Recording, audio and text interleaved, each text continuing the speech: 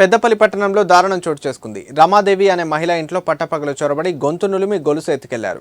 పట్టణంలోని సంగీత థియేటర్ సమీపంలో నివసిస్తున్న రమాదేవిపై దాడి చేసి మెడలో నుంచి 3 తులాల పుస్తల తాడు గుర్తు తెలియని దుండగుడు ఎత్తుకెళ్లాడు. బాధితురాలు పోలీసులకు ఫిర్యాదు చేశారు. ఈ మేరకు కేసు నమోదు చేసుకుని దర్యాప్తు చేస్తున్నామని తెలిపారు.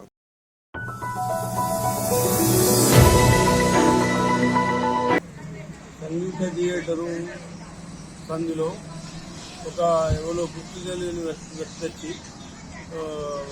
గన్నెమనేని రమక్క ఇంట్లో చొరబడి ఆమె మెడలు నొక్కి పుస్తల తాడు గుంజుకొని భూమి ఉరకంగా మేము అబ్జర్వ్ చేసి ఎంత ఉరికినా అందలేదు. వాడు 2:49 సమయంలో 2:45 నుండి 2:49 సమయంలో జరిగిన విషయం ఇది. అందరికీ పోలీసులకు 100కు కాల్ చేసినాం, కంప్లైంట్ ఇచ్చినాం. కనుక మీరు తప్పకుండా చర్య తీసుకోగలరు.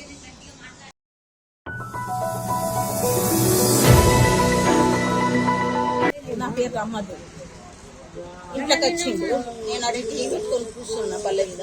ఇంట్లోకి వచ్చి అమ్మ నాకు మంచి లీవ్ అన్నాడు. మంచి లీవ్ అన్నారు. ఎవరు